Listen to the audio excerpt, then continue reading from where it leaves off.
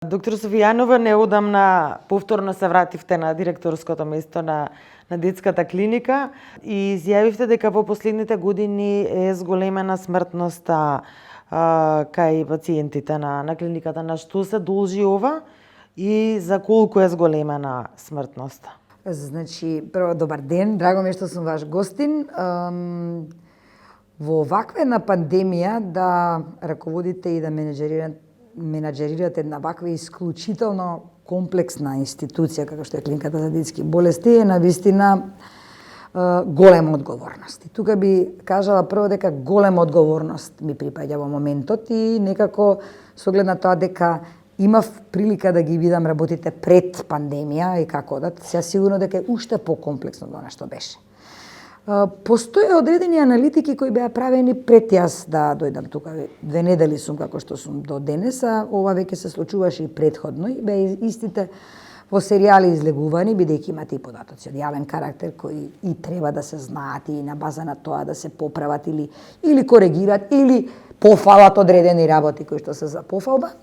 Беа дека конкретно за клиниката зборувам. Иначе на глобално ниво е таа така наречена доенечка смртност, која што е многу голем и важен параметар за државата, е сепак намалено, што се однесува до останатите клиники, бидејќи кај нас не се раѓаат децата, кај нас доаѓаат децата со одредена тешка и комплексна клиничка слика, вклучувајќи ги онколошките пациенти. Аналитиките што беа правени, особено за изминативе периоди, беа правени и од ваши колеги и на база и на податоци кои се отворени за вас и за сите, и е видено дека навистина по бројот на приеми, по бројот на одредени болести, патологии кои се дојдени тука, имаме сепак зголемен морталитет кој што се должи и на повеќе факти. Едно од тоа беа морбилите, ги поминавме, значи има и за тоа лек. Значи сепак треба да размислуваме околу вакцинирањето. Тогаш некако одеднаш испадна дека сите мораме да се вакцинираат децата кои што не беа вакцинирани, нели имаше еден период кога не ги вакцинира. Тој период е исто така клучен да го напоменеме и кој го кажувам дека е важен. Кој би сигурно намалил доколку би биле децата вакцинирани, не имавме и такви дечиња кои завршија лошо. Потоа транспортот. Тоа е во програмата што ќе влезе за 2021 година. Предходно имавме така наречен неонатален транспорт или транспорт кон нас, односно наша екипа на повик оди во транспорт на детската клиника кон значи ако се роди детенце во било кој друг дел од Македонија да дојдат кај нас. Так. Значи Штип, Струмица, Велес, Битола ни се јавуваат на телефон и тој транспорт постоеше, се сеќавам често пати дека патував и одев кога ќе ни се јават на телефон дека детето во таква критична состојба. Тоа се сепак специфични случаи и работата со децата не ја обавуваат сите. Вие знаете, имаме дефицит на педиатри, имаме дефицити на тие кои што работат ургентна педиатрија. Така да ние од интензивно сме обучени токму за тоа. Одиме на лице место, го земаме детето и го носиме кај нас. Го интубираме таму ако треба. Значи зборувам, јас сум често пати тоа правела во Битола. Се сеќавам последно Гевгелија беше детенцето и до ден денес ми е драго за тоа, беше за една нова година, за еден бадник. Значи замре некако тој момент на тој транспорт. Сега веќе разговараме да можеме да направиме централизирано место каде што ќе можеме да ги добиваме повиците на време. На време. Значи, децата на време да се фати, затоа што знаете како, кај децата за 20 минути ако не го рехидрирате, може да премине во тотално друга иреверзибилна фаза. Децата бараат брз приод и затоа сакаме и ургентниот дел кој што беше отворен со таа намена, сега ние као ковид прием, да го намениме токму во тој правец, каде што ќе можат пациентите кои што ќе имаат потреба, децата, за брза рехидратација, а не да ги транспортираме по оддели, па да ги примаме, па да остануваат со денови, тоа се одделување од мајките и така натака. Значи, една малку по-друга реорганизација кон овие слабости што ги видовме. Тоа беше направен и од ваша страна еден надворешен така наречен аудит, а сега јас замолив со помош на Државниот здравствени инспекторат кој ќе ми даде сигурни насоки и внатрешен аудит од мои луѓе кои што работат во клиникава да ги елаборираме тие слабости. Тоа се практично слабости на кои можеме да поработиме и на кои ќе можеме да ги надминеме. Во тој правец се однесува коментарот и од друга страна морам да кажам дека ковидот некако се стана ковид.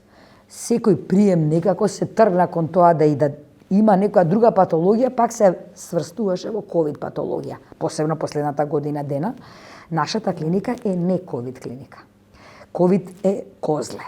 И тука малце додека ги расчистивме работите, бидејќи на крајот на денот пак е одговорноста голема.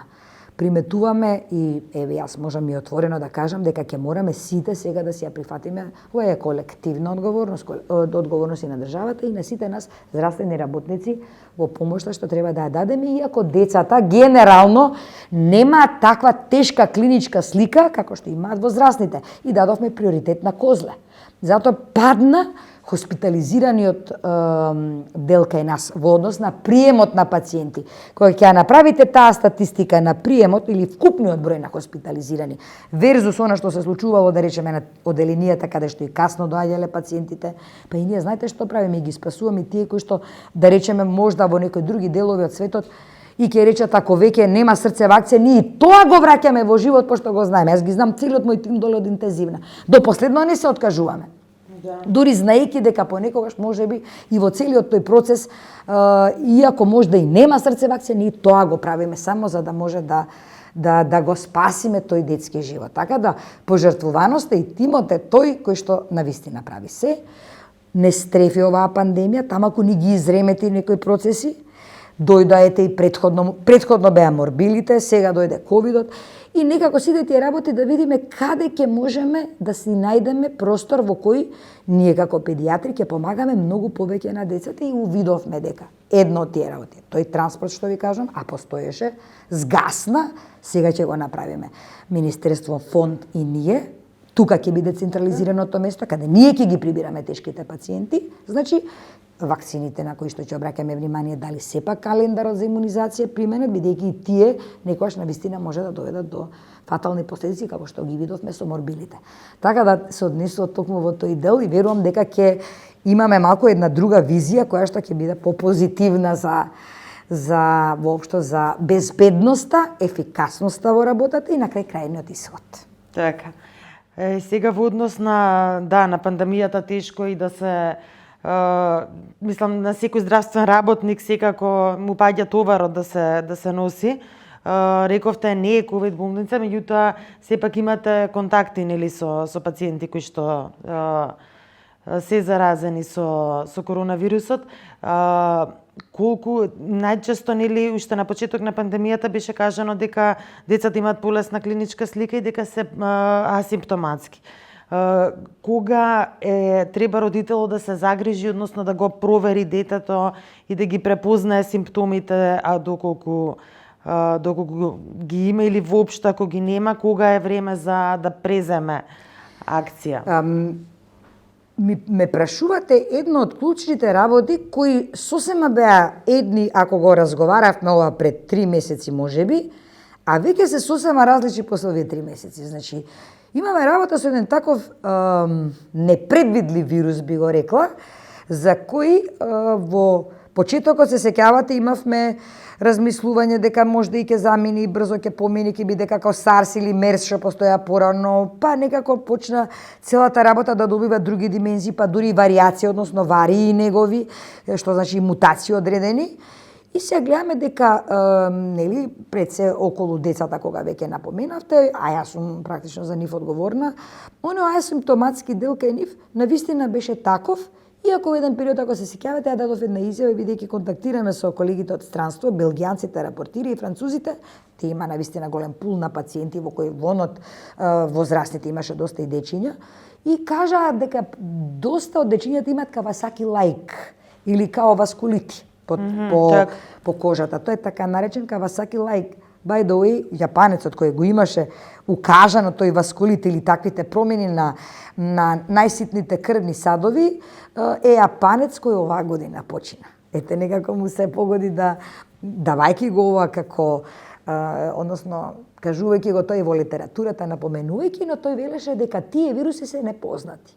Кога веќе се зголеми бројот на деца кои покажуваат такви ситуации на кожата, увидовме дека тој така наречен Кавасаки синдром, значи на тие ситни такви точкести крварења од ситните крвни садови, впрочем, најверојатно се последица на таквите облици кои не се типични за возрастните, а се карактеристични за децата и затоа ги имаат тие симптоми кои ние ги нарековме Кавасаки лаик. Значи наликуваат на Кавасаки и се практично Кавасаки, ама лаик, предизвикани од вирусот на корона. Сега во моментот морам да ви кажам дека баш во моментот на клиниката имам едно детенце кое е на возраст од 2,5 години кое што има таков васкулит. И каде што правејќи истражување нормално, тоа не е основна работа за да дојдеме до дијагнозата, увидовме дека родителите биле со сериозна клиничка слика на корона, лечени со класична пнеумонија и така натака. Детето било со нив и кога оделе во болница или кога било дома, ама немало никакви симптоми на кашлање, на губење на мирис и сето тоа. Значи, гледате, нешто нетипично за да после извесен период кај детево се јавуваат, тоа се 2 недели од кога веќе родителите се практично негативизирани, детето не е испитано дали било позитивно и негативно. Можеме за тоа дебатираме околу тестовите некогаш. Па многу и ретко родителите се осудуваат да ги тестираат. Да. Ама еве го гледаме, детето има веќе васкулит после 2 недели. Една типична слика на така наречено пост-ковид компликација кај децата. Во исто време пред недела дена примам дете кое што има една исто нетипична слика на слепо црево. А нема слепо црево. Они го отвориле во друг град од нашава држава и видено дека не е слепо црево. Значи, слика како апендикс. Пак родителите значи, со болки во стомачето. И тоа сериозни болки кои за да го исклучиме апендиксот, испаѓа дека и тоа е пост-ковид реакција, испадна, практично ја докажуваме, нели имаме начини како со антигени, со антитела, гледаме дека антитела има веќе формирано, значи дека тука нешто се случувало. И сега гледаме дека ковидот не е класичен кај децата, ама да внимаваме кај фамилиите, каде што децата не можете да ги одвоите, а седат дома и имаат ковид, дека сепак и децата малку е подобра ако разбираат да не бидат толку врзани за своите родители, бидејќи во некој период можда тој ковид нема да им направи класична грипозна состојба или класична горно-респираторна инфекција, ама ќе им направи некој тип на компликација за кој дури ние, еве сега ги гледаме отпосле. Ме разбирате. Затоа велам, сега ви го кажувам ова. Пред 2-3 месеци немавме такви клинички слики. Значи воопшто немаше примено пациент со пост-ковид, дете со пост-ковид. пост-ковид. Имавме, ако се сеќавате, тие 2 пациенти со Кавасаки кога ги кажувавме. Ама тоа беше некаде сигурно пред едно 4-5 месеци и некако се стивна. А и бранот се намали. А во моментов колку има? Сега во моментот имаме 3 деца, од кои едното дете е ова што ви кажам, со компликација, второ не 4. Второто детенце е ова другото што ви реков со сомнение за апендикс. Третото дете е со синдром кој лежи во ургентниот центар, а си го знаеме наш долгогодишен пациент и кој што има класични знаци на ковид со дедимери дури покачени, значи буквално како кај возрастните, е поголемо дете и имаме, морам да ви ја кажам, тоа е нашата хероина можда, девојчица која беше во средината на циклусот на лечење на леукемија, добива ковид, бидејќи ковидот практично е вирус кој што и го напаѓа имунолошкиот систем, таму каде што е, нели знаеме. Да, најслабо. Да. Најслаба, децата кои примаат хемотерапија, односно тие кои што се болни од било да е тоа рак на сврзно ткиво или да е рак на крвта или да е рак на некој солиден орган, дефинитивно го покосува и од нив највеќе се плашиме, но ова наше дете го надмина ковидот. И тука сме, еве, една од добрите страни на приказната, бидејќи во смртноста влегуваа и дечиња, се порасна некако процентот на деца и на помали деца болни од рак. И тоа исто така мораме да го размислуваме понатаму, бидејќи тоа влезе исто така во смртноста на која треба да размислуваме што и како со тој оддел, која е иднината нивна, кога да направиме оперативни захвати ако се за операции и евентуално за трансплантација на коски на срцевини или на нешто друго ако е тоа потребно. Значи, малку да го поднигнеме делот од детската трансплантација, детското третирање на онколошките случаи, сите тие фактори заедно ни даваат за право да кажеме дека ќе работиме на случајот да го подигнеме комплетно нивото на експертиза и врв во однос на вакви типично ретки случаи кои што јавуваат во детската возраст. Зошто децата се сметаат за најголеми за преносители, а најчесто се асимптоматски? Веќе на сите овие вебинари не можеме да се гледаме со колегите да организираме конгреси, ама верувате ми дека секоја недела има обврзно по некој конгрес кој го прави или Европската академија на педиатри, или да кажеме ве сега имам одлична комуникација со колегите и од Западна и од Источна Европа и од Америка и од секаде, и имаме дебати на тема што реално се случува и зашто децата се, како што ме прашавте, асимптоматски. Практично до 7-та година се развиваат белите дробови. Местото каде највеќе атакира коронавирусот, односно COVID-2 SARS вирусот. Со тоа што кај децата, пошто ги нема рецепторите на овој вирус, каде што тој се налепува, тој е AC2 инхибитор, значи не постојат тие рецептори и нема каде да се практично залепи вирусот. Детето го прима, тука може да се проврти околу грлцето малку, некојаш и затоа знаат и да кача температура или да не кача температура, реактивни се тие температури и нема каде да се залепи за да почне да уништува. Так. Значи не постојат рецептори, бидејќи се уште се развиваат белите дробови, тој тип на рецептори го нема. И тука е добрата страна кај децата, бидејќи ако нема за што да се фати, тоа или го исплукува, или го искашлува, или го голта и го носи во гастроинтестиналниот тракт, односно го исфрла. И така најчесто се ослободуваат и затоа најчесто ние кои што се движиме околу децата, возрастните, можеме многу лесно ако го искашла или било како, а не знаеме дека е практично носител на вирусот, да во тоа и практично ние го прибереме, да речем на некој начин, а нашиот организам е различен. Не само што имаме рецептори за тоа, туку и ако имаме коморбидитет, тој уште повеќе влијае на побрзо да се дозалепи, да кажам, сите тие механизми почнат да функционираат и она така наречена цитокинска бура да си го направи дефинитивно лошиот ефект, кој што знаеме дека некогаш може и да тргне во многу погрешен правец. Имаше и случаи во светот и кога се раѓаат деца веќе заболени со COVID. Како се третираат тие? Кажам искрено, тие мајките ако се позитивни, и такви имаше, и позитивно ако се роди детенцето, некако тие исто така полесно, веројатно затоа што самиот имунолошки механизам, нели хормоните и сите тие балансирани генетски имуномодулаторни механизми што настануваат од мајката кога го носи својот плод, нели како страно тело, има своја посебна имуногенетичност во тој момент. И утврдено дека некако, особено новороденчињата, никаков проблем не сме имале. Дури имавме пред некој ден новородено кој што беше позитивно и се негативизира многу брзо. Или го исфрли, или го едноставно го снема. А мајката, имаме тестирано, пошто не ги споивме уште, верувам дека и таа е негативна за да ги споиме. И да била позитивна, нема ефект врз самото дете, ви велам, било како детето ќе го исфрли тоа од себе. Проблемот е обратен. Ако е детето, да речеме, позитивно или е повозрасно, ако е тоа асимптоматско, а е носител, тоа може практично да го однесе на фамилијата, односно на родителите, односно таму каде што живи и да направи кај нив поголем проблем. Иако, ме разбирате, иако тоа само по себе ќе си најде начин ќе се ослободи од него, затоа и витаминот D, ако се сеќавате, прва работа што ја правиме кај новороденчињата е препорака на D3 витамин, кој сега е еден од клучните имуномодулатори, клучните имуномодулатори, тоа ние сме го правили со години и години наназад.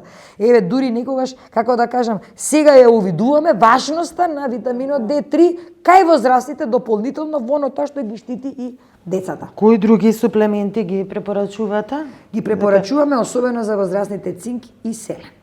Цинкот во повисоки дози исто така се утврдува дека и тој исто така влегува во таа така наречена имуномодулаторски механизам и го спречува јавувањето. Знаете како, сите од ние сме носители на нешто. Дали тоа е наследено од фамилиите, од родителите, од бабите, од дедовците и не знаете во кој облик си го носите во себе. И само едноставно знаејќи го тоа, во светот дури е многу модерна генетиката и тука си знаат, они имаат тотална генетска мапа на својот организам. И во таа генетска мапа вие знаете што ви е слаба точка. И ја покривате, ја минимизирате, односно ја некако ја правите да не дојде до израз тоа што ви е слаба точка. Затоа често пати во нашите анамнези прашуваме дали имате болест во фамилијата од тоа, ама не прашуваме случајно корелираме сите тие работи заедно за да Да. добиеме комплетната слика. И ако настане некој нова болест која не е врзана со семејството, тогаш велиме дека сигурно или детето стекнало нешто што е рецесивно, кај родителите не се манифестира, па кај детето се манифестира, и тоа укажува на тоа дека е акцептибилно за некоја, за жал, евентуално малигна болест или евентуално нешто друго, но да насочам дека малигните болести кај децата кои порано постоеа, ама не беа толку актуелни, сега на вистина имаме позачестен и зголемен број на деца болни од малигни болести, кои исто влегува во оваа бројка која морам да кажам дека за жал некогаш не е пријатна, но е таа и тоа е нешто што се случува и во Швајцарија, што се случува и во Америка, пак да поработиме кон тоа да ги навреме диагностицираме и дадеме се од себе да им помогнеме. Во однос на суплементите, само да ве допрашам, за бидејќи кај нас има една хистерија, да кажам, од земање суплементи кои што никогаш имаме недостиг од нив, никогаш не ни знаеме дали имаме. Имате и предозирање. Да, и предозирање.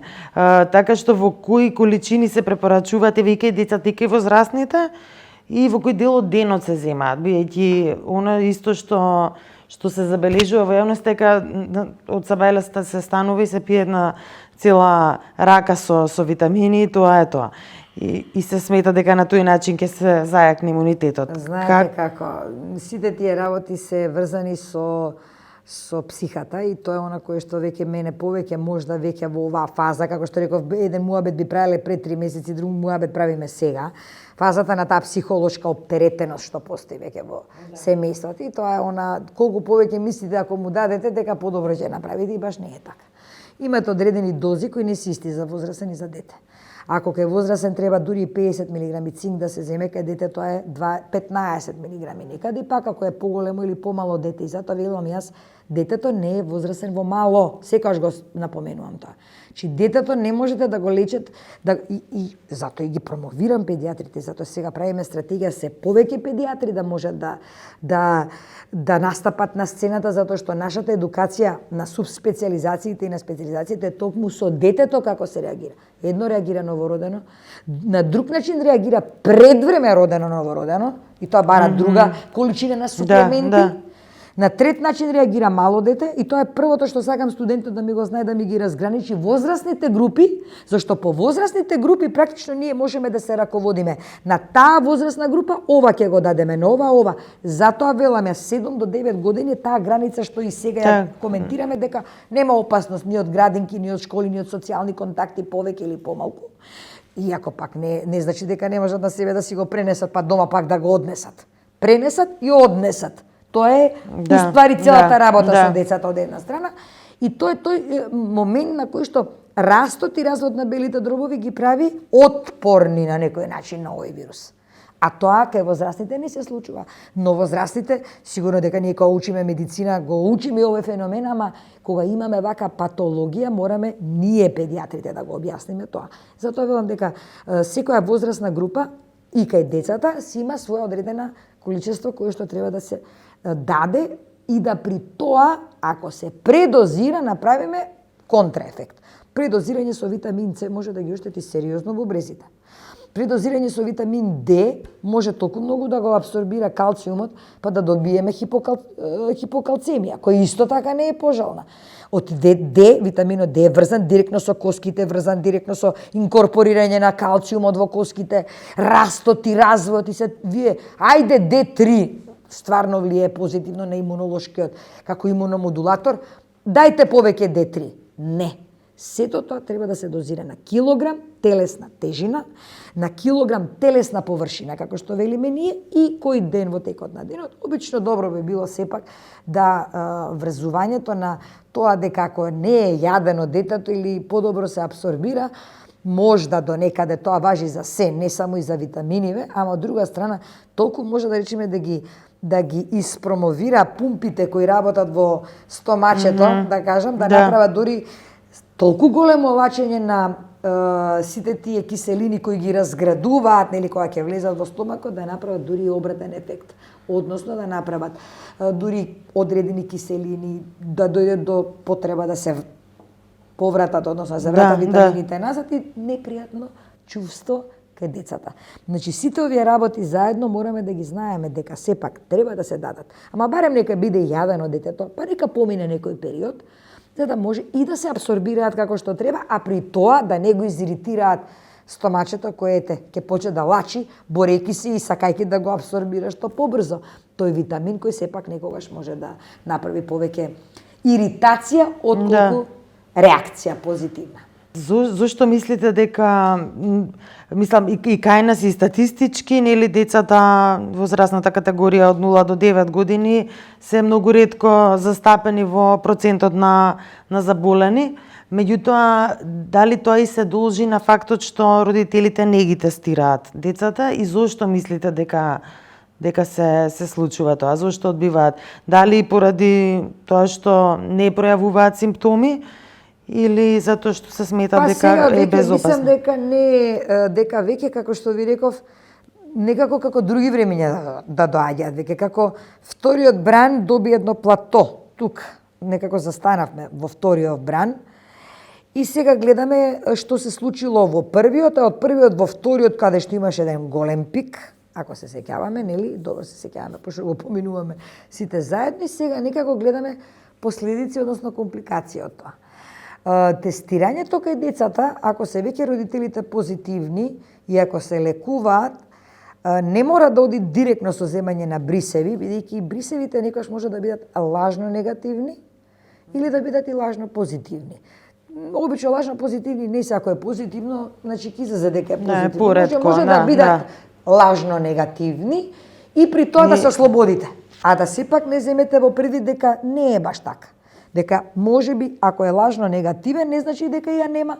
Повторно дека вирусот не навлегол малку подлабоко внатре и дека може и да направи одредени компликации. Може. Се е тоа ив ден, но сепак мониторирање треба да следи и кај децата. Околу титарот на антитела ви е најмеродавен околу тоа дали е прележана болеста, дали е актуелна болест и дали имаме доволно титар на антитела, кои како антитела или ИГГ ни укажува дека сте го поминале вирусот, малтене вака или така како и да е, особено кај децата тоа знае да оди асимптоматски и тогаш сме сигурни дека детето нема ако веќе земаме крв. Убаво е да не се малтретираат. Значи не сум за тоа дека по секоја цена треба да се земат брисеви и така натака, па да се создаваат околу тоа некои посебни, да речам, стравови, ама ако осетиме дека детето има некоја температура, а дека и родителите сепак имаат потврдена инфекција во домот, тогаш да не го неглектираме детето. Ете, само во овој случај би обратила посебно внимание да се има кон децата. Значи, доколку качат телесна температура, тоа ви е првиот знак кој сепак, дури 37/1, дури 37 би значило тука, па и 36/9 дека нешто се мачи организмот околу некоја ситуација да ја надмине. Ама тоа чувството е, знаете како, медицината не ја учите од книги. Ја учите од пациенти, ја учите од децата што ви доаѓаат, ја учите од тие кои што бараат помош од вас, од ваши пријатели, од ваши роднини, од се. Јас за ковидот мислам дека повеќе знам дури од се друго, особено последно време, дали блиски во фамилијата, дали еве и дечиња, дали сами на клиниката, и јас го раководев. И пред да бидам директор, Центарот за ковид заедно со доктор Мими Кимовска Христов, ние бевме двете највеќе инволвирани во тоа и верувам дека во иднина и она ќе продолжи не во ковид центарот, туку во ургентниот, каде што ние го планираме да го вратиме малку и да биде стварно центар каде што ќе оди брзата рехидратација, која исто така може да биде. Ги заборавивме ротавирусите и тие исто така прават одредени компликации кај децата. Значи, заборавивме се, само све концентрираме на ковид и затоа некогаш тој циркулус вициозус ни одеше со касно добивање на ситуации кои може би порано да ги решиме. Не е се на крајот на денот само ковид и инфекција, имате и многу други работи што се кријат зад завесата. Да, сите го занемаривме тој дел. Мислам и сопственото здравје кое што кога не се работи за ковид. Мислам луѓето и се поретко ги посетуваат клиниките, ги запоставија останатите хронични болести што ги имаат и поради Тоа тука морам да го ставам акцентот, да кажем морам па да кажем на гинекологија процентот на смртност е драстично намален. Тоа го кажа и во статистиките заради тоа што некако со прематуритетот успеавме да се справиме и колегите некако и помагавме и ние, сега повеќе и тие. Така да тоа е па за пофалба на некој начин. Да. Значи, делот кој што е врзан со нашава клиника треба да оди малку повеќе, тоа е као моја визија и препорака е малце повеќе кон тие други места кои што немаат приод до субспециализирани установи како што е нашата. Значи, да можеме нив да им помагаме, тоа значи регионалните центри на во регионалните центри се третирани само ковид и други болести. Или да им помагаме преку директна телефонска линија која ќе ја направиме како што е во брза помош, има па се јавувате па барате совет, али ова за деца да биде. Бидејќи сепак третманот, рековме, детето не е возрасен во мало. И некогаш добивате совет како за возрасен, при што може многу да се сгреши. Значи, ако на возрасен може да издржи без вода и подолг временски период, детето не може. И тогаш гледате дека, односно ние гледаме дека ако веќе не прима течност еден известен во текот на денот зборувам период, тогаш веќе ви е влезено во фаза на дехидратација. При што може да изгуби клучни елементи од кои субституирањето кај нас може да оди многу потешко. И затоа се добри тие начини на комуникација што треба да ги направиме помеѓу нас и целиот регион, со што се надевам дека повторно ќе го вратиме имиџот на клиникава да биде регионален центар за децата. Да, се надевам. Сакав да ве прашам, големи полемики имаше во јавноста околу отварањето на училиштата и дали да се отвараат училиштата, во меѓувреме се отворени градинките. Па тука исто така се направи еден дискурс, имаше во однос на тоа што е пожелно, што не. Сега имаме градинки што работат, училишта што не работат.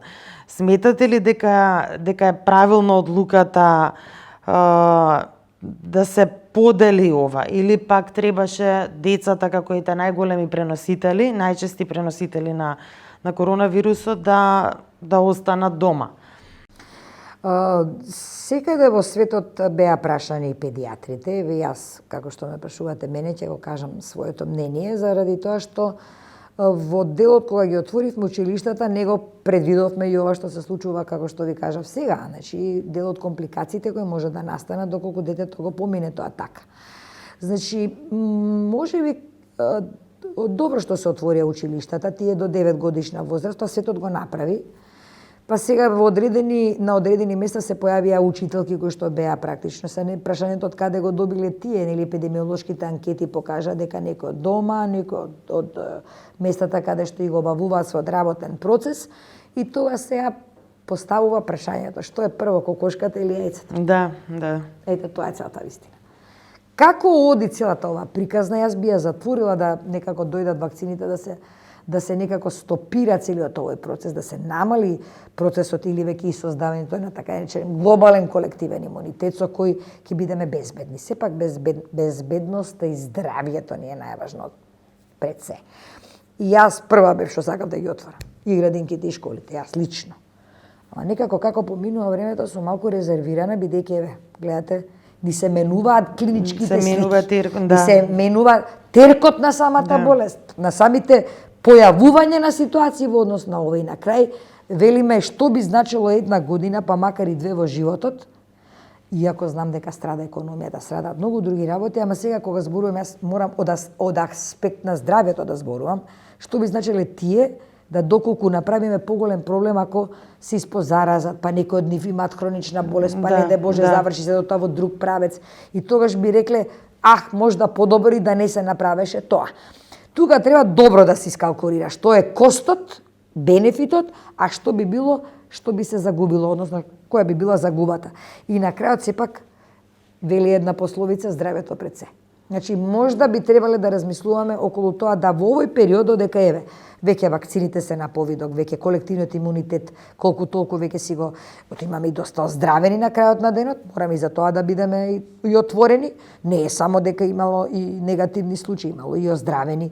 Децата како асимптоматски можеме да ги ставиме во групата дека веќе дел од нив и собрале колективен имунитет, си го поминале на свој начин. Значи, кога веќе ќе се стивне овој бран, веќе мислам дека ќе можеме да размислуваме на нешто по социјално и дружење и внимавање, дури нели ова што го имаме како абецеда, значи тоа веќе ние како велат нели утрински со маската. Придружен детал, неизбежен придружен. Значи тоа сепак штити и е добро, ама некако и со децата тоа не оди баш така, ставањето на маски, нивното однесување е сепак детско и колку и да сакаме да ги убедиме дека тоа многу корисно, кај нив не оди баш тоа така, пак ја кажам, воспитувањето, ама и онаа домашна култура од една страна, од друга страна, ајде да почекаме, нека помине бренот па да се отвориме малку повеќе. Верувам ќе надокнадиме све ова што сме изгубиле. Кога предвидувате дека би завршил овој бран, еве кој што веќе подолго време трае? Па јас да бидам искрен, мислам дека со доаѓањето на вакцините веќе ќе бидеме малку по-смирени. Вие ќе ја примите вакцината? Прва. Одма веднаш. Значи веднаш. И тоа го кажувам еве отворено и јавно. Ги имам простудирано и цело време читам за тоа. Во Индија веќе исто така генералниот секретар на Интернационалната педиатриска асоциација денес се вакцинирал со Фајзеровата вакцина. Можда би одела јас кон оваа англиската, бидејќи ако кажува дека има 65% на ефикасност, можда е тоа искрениот приод, па би се и ревакцинирала. Но во секој случај да. Бидејќи компаниите кои се коментираат се тие компании кои што произведуваат лекови од кои ако не ги примиме или дел од болестите, ако не се сепак третираат фармаколошки, да бидеме реални, и би завршиле лошо. Значи, тука не се работи веќе и тоа само за бизнис и за се работи за здравието. Значи, ние едни без други не можеме. Ние сме тие кои сме рецептори на тоа што тие го прават, ама верувам дека не оди тоа како што излегуваат секакви шпекулации, правено од ова, па е додавано од тоа. Тоа сепак ние лекарите добро знаеме дека и лековите кои што ги спасуваат детските животи, може би се во одредена фармацевтска компанија правени во многу етапи, оде можда и процесот е забрзан на некој начин, меѓутоа сигурно нема да остане да не е истестиран за да биде безбеден и нема да биде пуштен во можност да се прими во организмот, а да не е безбеден. Тоа е прво и најважно. Безбедност, ефикасност и квалитет.